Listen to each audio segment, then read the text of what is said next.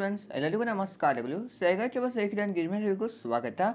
Friends, ನಾನು ನಿಮಗೆ ಒಂದು ಇವರಲ್ಲಿ ಆಷಾಢ ಮಾಸದಲ್ಲಿ ಹಾಗೆ ಶ್ರಾವಣ ಮಾಸದಲ್ಲಿ ಅಮ್ಮನವರಿಗೆ ಮಾಡುವಂಥ ವಿಶೇಷವಾದ ಬೇವಿನ ಸೊಪ್ಪಿನ ದೀಪಾರಾಧನೆ ಬಗ್ಗೆ ಸಂಪೂರ್ಣವಾದ ಮಾಹಿತಿಯನ್ನು ಕೊಡಲಿದ್ದೇನೆ. ಬನ್ನಿ ನೋಡೋಣಂತೆ.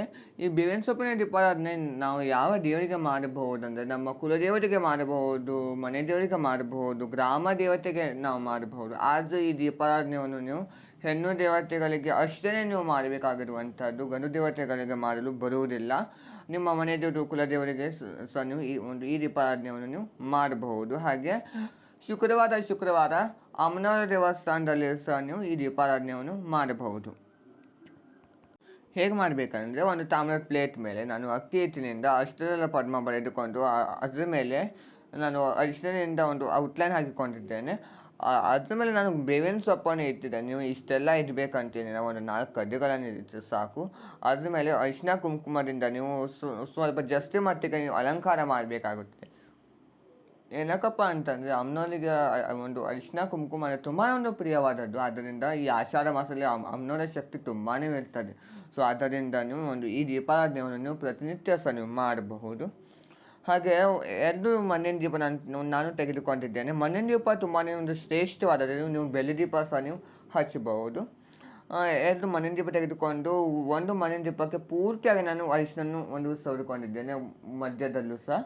ಹಾಗೆ ಮತ್ತೊಂದು ಮಣ್ಣಿನ ದೀಪಕ್ಕೆ ನಾನು ಹೊರಭಾಗದಲ್ಲಿ ಅಷ್ಟೇ ಸವರಿಕೊಂಡು, ಕೆಳಗೆ ಇಟ್ಟಿರುವಂಥ ಒಂದು ಮಣ್ಣಿನ ದೀಪಕ್ಕೆ ಅಕ್ಷತೆಯನ್ನು ಹಾಕಿ, ಕೆಂಪು ಅಕ್ಷತೆಯನ್ನು ಹಾಕಿ, ಅದನ್ನು ಮತ್ತೊಂದು ಮಣ್ಣಿನ ದೀಪವನ್ನು ಇಟ್ಟು ತುಪ್ಪವನ್ನು ಹಾಕಿ 6 ಬತ್ತಿಗಳನ್ನು ಹಾಕಿ ನೀವು ದೀಪಾರಾಧನೆ ಮಾಡಬೇಕಾಗುತ್ತದೆ.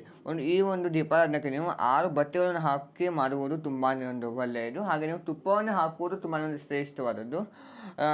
ಅದನ್ನು ಬಿಟ್ಟಿದ್ರೆ ನೀವು ಒಂದು ಕೊಬ್ಬರಿ ಎಣ್ಣೆ ಸಹ ಉಪಯೋಗಿಸ್ಕೊಳ್ಳಬಹುದು. ಆದರೆ ತುಪ್ಪವನ್ನು ಹಾಕಲು ಪ್ರಯತ್ನ ಪಡಿ. ಹಳದಿ ಹಾಗೆ ಕೆಂಪು ಹೂಗಳಿಂದ ನೀವು ಅಲಂಕಾರ ಮಾಡಿ. ಏನಕ್ಕಪ್ಪ ಅಂತಂದರೆ, ಅಮ್ಮನವರಿಗೆ ಇಷ್ಟವಾದ ಬಣ್ಣಗಳವು. ನಾನು ಹೇಳಿದಲ್ಲಿ ನೀವು ಅಗರಬತ್ತಿಯಿಂದಲೇ ಈ ದೀಪವನ್ನು ನೀವು ಹಚ್ಚಬೇಕಾಗುತ್ತದೆ. ಆಗ ಅಮ್ಮನವರಿಗೆ ಬೆಳಗ್ಬಿಟ್ಟು ನೀವು ಈ ದೀಪವನ್ನು ಇಡಿ. ಯಾವುದೇ ದೀಪಾರಾಧನೆ ನಾವು ಮಾಡಲಿ, ಅಮ್ಮನವರಿಗೆ ಬೆಳಗಬೇಕಾಗುತ್ತದೆ, ದೇವರಿಗೆ ಬೆಳಗಬೇಕು. ಹಾಗೆ ಈ ದೀಪಾರಾಧನೆಯನ್ನು ನೀವು ಶುಕ್ರವಾರ, ಮಂಗಳವಾರ ಮಾಡಬಹುದು, ಅಮಾವಾಸ್ಯೆ ದಿನ ಮಾಡಬಹುದು. ಈಗಾಗಲೇ ನಮಗೆ ಮೊನ್ನೆತ್ತಿನ ಅಮಾವಾಸ್ಯೆ 5ನೇ ತಾರೀಕು ಜುಲೈ ಶುಕ್ರವಾರ ಬರ್ತಾ ಇದೆ. ಅವತ್ತಿನ ದಿವಸದಿಂದ ನೀವು ಪ್ರಾರಂಭ ಮಾಡಬಹುದು. ಹಾಗೆ ಈ ಶನಿವಾರದಿಂದ ಆಷಾಢ ಮಾಸ ನಮಗೆ ಪ್ರಾರಂಭವಾಗ್ತದೆ.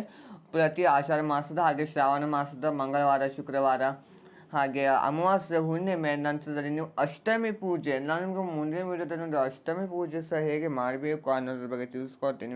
ನೀವು ಆ ಸಮಯದಲ್ಲಿ ಸಹ ನೀವು ಈ ದೀಪಾರಾಧನೆಯನ್ನು ನೀವು ಮಾಡಬಹುದು. ಅದು ಸಹ ತುಂಬಾ ಒಂದು ಶ್ರೇಷ್ಠವಾದದ್ದು, ಆ ಪೂಜೆ, ಅಷ್ಟಮಿ ಪೂಜೆ. ನೋಡಲ್ಲ ಫ್ರೆಂಡ್ಸ್, ನಾನು ನಿಮಗೆ ಆಷಾಢ ಮಾಸದಲ್ಲಿ, ಶ್ರಾವಣ ಮಾಸದಲ್ಲಿ ಮಾಡುವಂಥ ಅವನವರಿಗೆ ಬೇವಿನ ಸೊಪ್ಪಿನಿಂದ ಮಾಡುವಂಥ ದೀಪಾರಾಧನೆ ಅನ್ನೋದ್ರ ಬಗ್ಗೆ, ಹೇಗೆ ಮಾಡಬೇಕು ಅನ್ನೋದ್ರ ಬಗ್ಗೆ ಸಂಪೂರ್ಣವಾದ ಮಾಹಿತಿಗಳನ್ನು ಕೊಟ್ಟಿದ್ದೇನೆ. ಈ ದೀಪಾರಾಧನೆಯನ್ನು ನೀವು ಯಾರು ಈ ಗುಪ್ತ ನವರಾತ್ರಿಯನ್ನು ಆಚರಣೆ ಮಾಡ್ತಾರೋ ಅವರು ದಿನನಿತ್ಯ ಈ ದೀಪಾರಾಧನೆ ಮಾಡುವುದು ತುಂಬಾ ಒಳ್ಳೆಯದು. ನಿಮಗೆ ಇಷ್ಟವಾದಲ್ಲಿ ಲೈಕ್ ಮಾಡಿ, ಶೇರ್ ಮಾಡಿ, ಕಮೆಂಟ್ ಮಾಡಿ. ಹಾಗೆ ಯಾವುದೇ ಕಾರಣಕ್ಕೂ ಪ್ಲೀಸ್ ಫ್ರೆಂಡ್ಸ್ ನನಗೊಂದು ಸಬ್ಸ್ಕ್ರೈಬ್ ಮಾಡೋದನ್ನು ಮರಿಬೇಡಿ. Thank you.